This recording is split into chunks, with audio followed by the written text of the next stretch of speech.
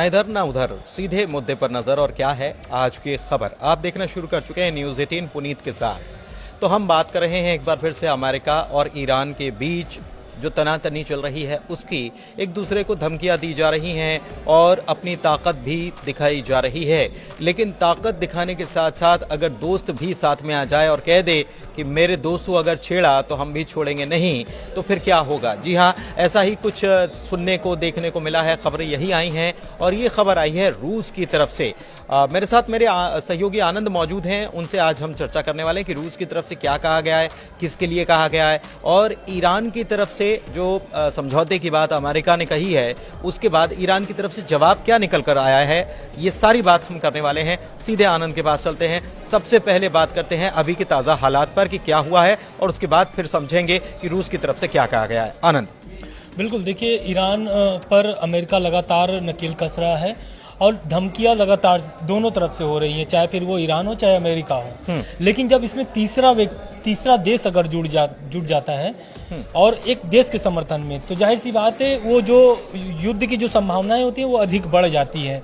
दरअसल हुआ क्या है कि लगातार सबको पता है कि ईरान पर धमकी लगातार दे रहा है अमेरिका। अब अमेरिका पर भी, ईरान ने भी अमेरिका पर धमकी दिया है कि अगर ऐसा कुछ करता है तो ईरान भी नहीं छोड़ेगा। लेकिन इसमें जो तीसरा देश शामिल होता है वो है रूस। अच्छा। रूस ने स्पष्ट कर दिया है और बता भी दिया है कि ये जो मेरे जो सहयोगी हैं, मेरे मित्र हैं, ईरान को बताया है कि ईरान मेरा मित्र है। अगर ईरान पर अमेरिका ने कोई भी सैन्य कार्रवाई करता है तो अमेरिका को इसका विनाशकारी परिणाम भुगतना पड़ेगा। और इस घटना के इस क्या बोलते हैं, रूस की इस प्रतिक्रिया के बाद से लगातार जो है कि खबरें चलने शुरू हो गई कि क्या अब ईरान के साथ रूस और साथी जो ईरान के जो दोस्त हैं, संबंधित दोस्त हैं, वो भी क्या साथ में लड़ेंगे। जैसे कि रूस के साथ अगर आएगा तो उत्तर कोरिया भी आ सकता है। उत्तर कोरिया के साथ साथ कई जो देश हैं वो ईरान के समर्थन कर देंगे। तो देखना ये होगा कि जो अमेरिका ने, पहले तो समझना होगा कि अमेरिका ने क्या धमकी दिया था। दरअसल डोनाल्ड ट्रंप एक प्रेस कॉन्फ्रेंस में बोलते हैं कि अगर ईरान परमाणु समझौते पर चर्चा नहीं करता है तो उस पर बमबारी किया जाएगा, ईरान पर बमबारी की जाएगी। उसके बाद ईरान का बयान आता है और ईरान बोलता है कि अगर अमेरिका ऐसा कोई कदम उठाता है, हालांकि उठाना तो नहीं चाहिए, अगर उठाता है तो ईरान की तरफ से भी उसी तरह का पलटवार किया जाएगा जैसा अमेरिका करता है। क्योंकि ईरान ने भी अपने जो सैन्य मतलब कि एक तरीके से जो कार्रवाई करने वाली क्षमता होती है, या फिर ये बोल ले कि अपने जो जवान है, सेना है, सबको तैयार करके रखा है। और हम लोग कुछ दिनों पहले बनाए भी था, एक मिसाइल सिटी के नाम से दिया था, हम लोग वीडियो भी बनाए थे। तो मिसाइल सिटी जो ईरान का है उसको भी धीरे धीरे तैयार करने के एक तरीके से उसको भी अलर्ट मोड पर रख दिया, ऐसा बोला जाए तो ये सब जो चीजें हैं, एक तरीके से ईरान एकदम अब इसको हल्के में नहीं लेना चाहता है क्योंकि ईरान पहले भी धोखा खा चुका है अमेरिका से और दूसरी बार धोखा नहीं खाना चाहता है। और ये जो धोखा खाया था ये हम लोग वीडियो में आगे बताएंगे कि कैसा धोखा ईरान ने खाया था अमेरिका से। दरअसल अगर ईरान और रूस के संबंधों की अगर बात कर ली जाए तो काफ़ी अगर पहले जाएंगे तो दोनों के बीच में कुछ तलखियाँ और कुछ हमले वगैरह, ये काफ़ी पहले की बात है, वो भी देखने को मिले। लेकिन बाद में जब शीत युद्ध समाप्त हुआ उसके बाद दोनों देशों के बीच बहुत सुधार हुआ है, बहुत व्यापार भी हुआ है। सबसे बड़ी बात यह कि डिफेंस के मामले में ईरान का सबसे बड़ा साझीदार जो है वो रूस है। S-300 मिसाइल सिस्टम जो उसका है, रक्षा प्रणाली जो है वो भी दी है और तमाम चीज़ें भी दी गई हैं। व्यापारिक दृष्टिकोण से अगर देखा जाए तब भी सारी चीज़ें और तो और कुछ खुफिया जानकारियाँ भी साझा की जाती हैं। हाल में मसूद पेज़ेश्कियान गए भी थे, रूस, ईरान के राष्ट्रपति वो भी रूस गए थे, वहां पर भी और भी समझौते हुए हैं कि और हम प्रगाढ़ दोस्ती करने वाले हैं आने वाले दिनों में। तो ये प्रगाढ़ दोस्ती जो है ये बनी हुई है और इसीलिए रूस की तरफ से ये कहा जा रहा है कि अगर हमारे साथी को छेड़ा तो हम छोड़ेंगे नहीं और हमारे साथ में और भी साथी साथ में आ जाएंगे। लेकिन ईरान क्या अभी ऐसी स्थिति बन रही है, मैं समझना चाह रहा हूं कि युद्ध की बातें हो रही हैं कि हम इतना बम मारेंगे कि कभी देखा नहीं होगा। ये अगर अमेरिका कह रहा है तो ये धमकी भर है या वाकई में युद्ध के हालात बन रहे हैं? क्योंकि मिसाइल सिटी कोई दिखा रहा है, कोई कह रहा है कि हम हमारे बॉम्बर्स जो हैं हमने वो तैनात कर दिए हैं।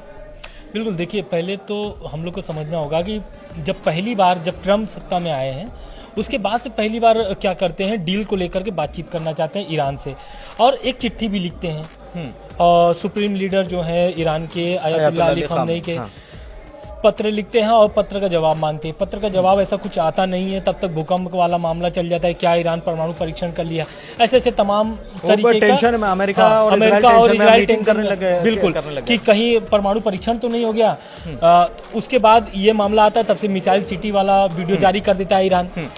तब इसी पर प्रतिक्रिया आता है ट्रंप का, और ट्रंप बोलते हैं कि मैंने जो चिट्ठी भेजा था उसका अभी तक ईरान ने प्रतिक्रिया नहीं दिया है, कोई भी जवाब नहीं आया है।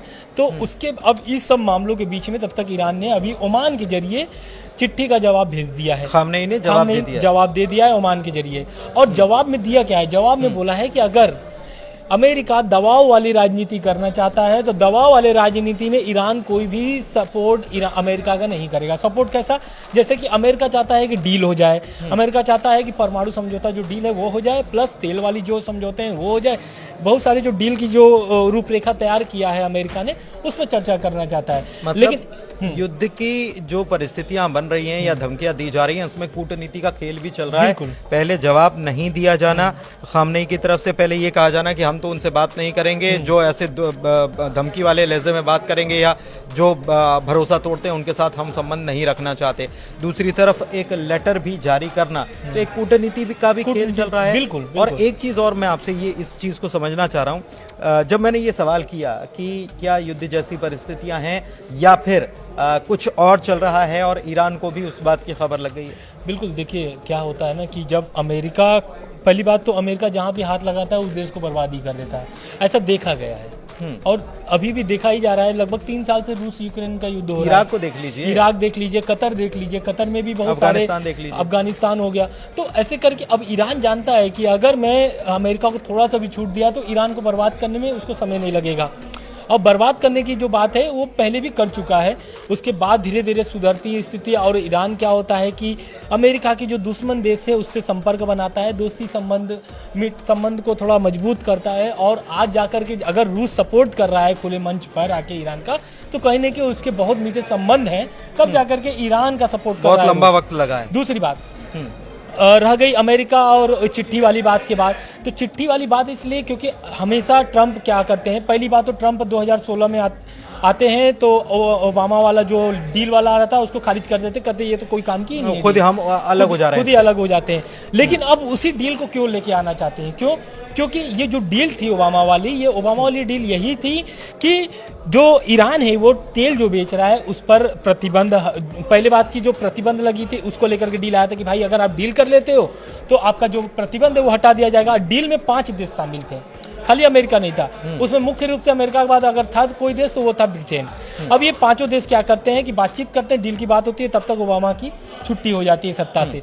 लेकिन अब सत्ता में आते हैं कौन? ट्रंप। 2016 में ट्रंप आते हैं, इसको पूरा खारिज कर देते हैं। लेकिन अमेरिका ये नहीं देखता है या ट्रंप ये नहीं देखते हैं कि मेरे साथ साथ 4 देश और थे, क्योंकि उनकी तो बात बिगड़ गई, उनकी जो संबंध थे, उनकी जो बातचीत थी, चर्चा थी, वो तो खत्म हो गई। तो ये सब चीज देखते हुए क्या होता है कि ट्रंप फिर से लेके आते हैं। और ट्रंप देखिए कहीं ना कहीं ट्रंप भी दबाव में है, इसलिए दबाव दे रहे हैं। ट्रंप को दबाव कैसे मिल रहा है? रूस यूक्रेन युद्ध से। ब्रिटेन और फ्रांस दोनों किसके समर्थन में खड़े हैं? यूक्रेन के समर्थन में खड़े हैं। तो कहीं ना कहीं अमेरिका जानता है कि अब अगर हम उस डील को बात करेंगे तो कहीं ना कहीं ब्रिटेन और फ्रांस दोनों अमेरिका के समर्थन में आ जाएंगे। कम से कम उसी डील को फिर से लेकर के आया जा रहा है। और ये जो डील है कहीं ना कहीं अगर ये होता है डील तो अमेरिका ईरान पर तो प्रतिबंध हटेंगे, लेकिन इससे ईरान के बहुत सारे नुकसान हैं। और ये बात ईरान खुद कह रहा है कि अगर ये डील होगा तो बहुत सारे नुकसान सहने पड़ेंगे ईरान को। डील होगी, बहुत सारे नुकसान सहने पड़ेंगे। इस बीच ख़ामनेई की तरफ से ये बयान भी सामने आया कि हमें लगता ही नहीं है कि बाहर से हमला होगा। अगर कोई ये कहता है कि बाहर से हमला होगा तो हम इस बात को नहीं मानते। और उन्होंने ये भी कहा है, कह सकते हैं इशारों में उन्होंने कह दिया उन लोगों को या अमेरिका को कि अगर इस मुगालते में जी रहे हो कि हमारे यहाँ आंतरिक रूप से आप कुछ बवाल करवा दोगे या तख्ता पलट करवा दोगे तो उस पर भी नज़र बनी हुई है और ऐसा हो नहीं पाएगा। बिल्कुल आप सही कह रहे हैं, क्योंकि तख्ता पलट वाली जो बात है हम लोग पहले वीडियो में बोल चुके हैं कि ये तक बताएंगे कि क्या पुरानी दुश्मनी रही है। दरअसल 1953 की बात है 1953 में अमेरिका ईरान की पहली दुश्मनी शुरू होती है। पहली मतलब कि दुश्मनी उसी समय से शुरू होती है और कुल मामला जमा तेल का होता है। तब तेल शुरू ही हुआ था। तेल हम ये शुरू कह हुआ सकते हैं था, कि तेल, सबको तेल की जरूरत है, खूब तेल की जरूरत तेल की जरूरत है। अब उसमें क्या होता है, अमेरिका की जो खुफिया एजेंसी है CIA और ब्रिटेन के साथ मिलकर ईरान में तख्ता पलट कराई जाती है। और तख्ता पलट में जो मतलब कि जो उस समय के तत्कालीन रहते हैं प्रधानमंत्री मोहम्मद मोसादिक को हटा दिया जाता है। क्यों? क्योंकि ये तेल की राष्ट्रीयकरण करना चाहते थे। तेल का राष्ट्रीयकरण कर देते तो वो 100% क्या होता, तेल का वो होता, क्या बोलते हैं, ईरान का सरकार के हाथ में आ जाता और ईरान की पूरी भागीदारी होती 100%, उसमें किसी भागीदारी नहीं होती। तो ये क्या करना चाहते थे मोसादिक, ये करना चाहते थे तेल की राष्ट्रीयकरण। तो उसी समय क्या करते हैं, ब्रिटेन और अमेरिका मिलकर के तख्ता पलट कराते हैं और लेके आते हैं अपने आदमी को वो लेकर के आते हैं। उनका नाम होता है Shah Reza Pahlavi. Shah Reza Pahlavi एक तरीके से अय्याश किस्म के आदमी थे और उनको क्या ही चाहिए, जो अमेरिका और ब्रिटेन बोल रहा था वही करते चल रहे थे। ये चीज को समझने के लिए वहां पर एक बहुत मतलब कि नामी गिनामी नेता सामने आते हैं। अगर आप कभी सर्च भी करेंगे ईरान के प्रमुख नेता के तौर पे, तो हमको लग रहा है कि उनका पहला नाम आएगा खुमैनी। तो ये खुमैनी जो थे ये चीज समझ गए थे पहलवी को कि ये देश को बेच रहा है, क्योंकि तेल ईरान का है और मजा ले रहा है अमेरिका। तो क्या करते हैं, खुमैनी आते हैं एक तरीके से पूरी तरीके से मतलब कि बगावत शुरू कर देते हैं सरकार मतलब के एक खिलाफ। प्रकार से नया ईरान बन जाता है। नया ईरान बनाने की वो एकदम वो ठान लेते हैं। और खुमैनी जो पहलवी रहते हैं वो इस विरोध प्रदर्शन को देखते हुए खुमैनी देश छोड़ करके भाग जाते हैं। देश छोड़ करके भाग जाते हैं। अब खुमैनी के हाथ में आ जाता, पहलवी छोड़ करके भागते हैं और उसके बाद खुमैनी के हाथ में आता है क्या, सत्ता। खुमैनी के हाथ में सत्ता आता है। फिर उसके बाद जो दुश्मनी शुरू होती है ईरान और अमेरिका की, और अभी तक आपको वो दुश्मनी देखने को मिल रही है। बीच में थोड़े से संबंध ठीक होते हैं, फिर बिगड़ते हैं, संबंध बिल्कुल वही संबंध वो सुधरते हैं 2016 में, जो लेकर के 2015 में ओबामा लेकर के आते हैं डील। और उस समय सुधरने के एकदम लग रहे थे कि ऐसा है कि अब ईरान और अमेरिका की जो दुश्मनी है वो खत्म हो जाएगी। लेकिन तब तक ओबामा आ जाते हैं। हाँ, सरकार चली जाती है और ट्रंप आते हैं, ट्रंप पूरा खारिज कर देते हैं। तो पूरा जमा मामला ये तेल वाला दिलचस्प ये है आनंद कि ट्रंप 2 बार आ चुके हैं और जब भी आते हैं तो आते से ही ऐसा कुछ धमाका करने के मूड में रहते हैं कि बोले अपनी मौजूदगी भी तो दर्ज होना चाहिए। बिल्कुल, अमेरिका से हैं, अमेरिका के राष्ट्रपति हैं, तो हमको समझो तो सही। और हम जब तक हाँ ना बोलेंगे या ना बोलेंगे तब तक कुछ हो ना पाएगा। तो ये एक मैसेज पहुंचाने की कोशिश ट्रंप हमेशा से करते हुए आए हैं। बाकी अमेरिकी राष्ट्रपतियों से इतर उन्होंने एक नई लाइन लिखने की कोशिश वो हमेशा से करते हुए नजर आए हैं। एक चीज और है कि अगर युद्ध के हालात बनते हैं तो अगर मैं गलत नहीं हूँ 7 मुस्लिम देश हैं जो अमेरिका के साथ खड़े हुए हैं। और अमेरिका मतलब ईरान के आसपास अगर मिडिल ईस्ट में देखें तो उनके हवाई अड्डे और बहुत सारी सैन्य सहायता बिल्कुल। अब ईरान हो गया, कतर हो गया, सऊदी अरब हो गया, लगभग मिडिल ईस्ट में बहुत सारे एयरबेस हैं अमेरिका के। और अगर युद्ध के हालात बनते हैं, अगर ऐसा होता है कि युद्ध होगा अमेरिका और ईरान के बीच, तो पहले ईरान जो है ना कमर तोड़ेगा अमेरिका का, तो वो एयरबेस से तोड़ेगा। क्योंकि मिडिल ईस्ट में अमेरिका के बहुत सारे एयरबेस हैं और अगर अमेरिका ईरान पर हमला शुरू करेगा तो एयरबेस से ही शुरू करेगा, क्योंकि डायरेक्ट अमेरिका से आने में तब तक तो सब लीक हो जाएंगी बातें।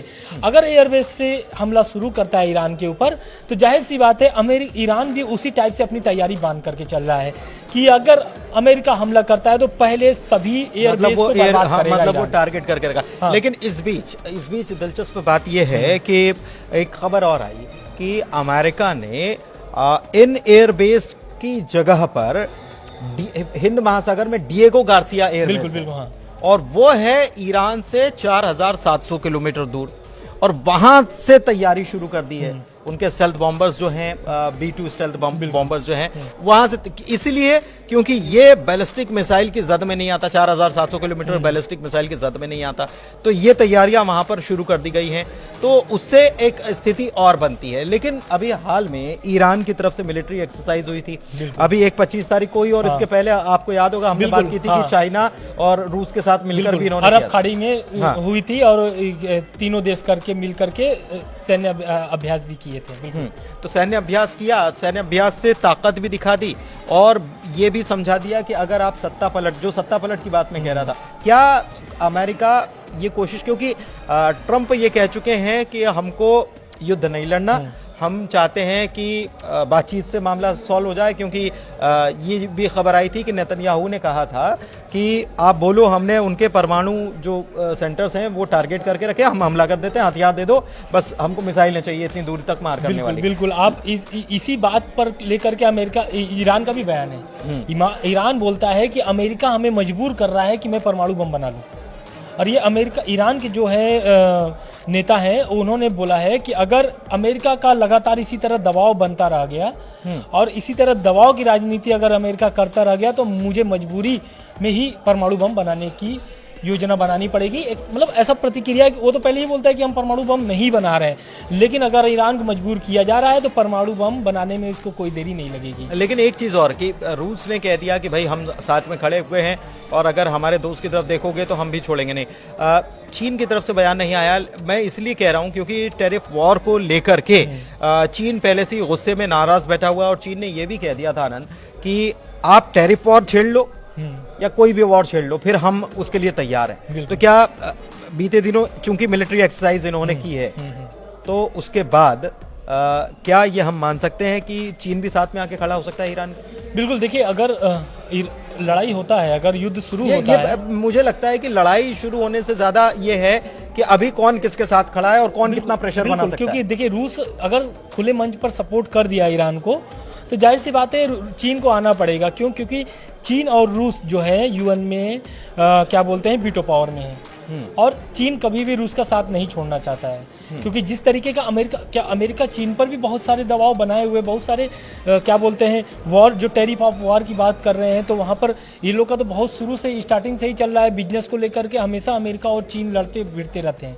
तो कहीं ना कहीं अमेरिका के दबाव में चीन सपोर्ट कर सकता है ईरान को, रूस के साथ साथ। और उसके साथ साथ उत्तर कोरिया तो खुले मंच में बहुत सारे हथियार, आधुनिक हथियार ईरान को मुहैया करा चुका है, और जरूरत पड़ने पर जब रूस के धरती पर उतर सकता है उत्तर कोरिया के सेना, तो ईरान में क्यों नहीं उतर सकता है? क्योंकि दोनों ही उसके जिगरी दोस्त बन चुके हैं अभी तक भर में। बिल्कुल। कुल मिलाकर ये कहानी आपने समझी कि अभी कौन देश कौन सा खेल खेल रहा है, किसकी तरफ से क्या प्रेशर बनाया जा रहा है। अंतर्राष्ट्रीय स्तर की राजनीति कुछ इसी तरीके की होती है।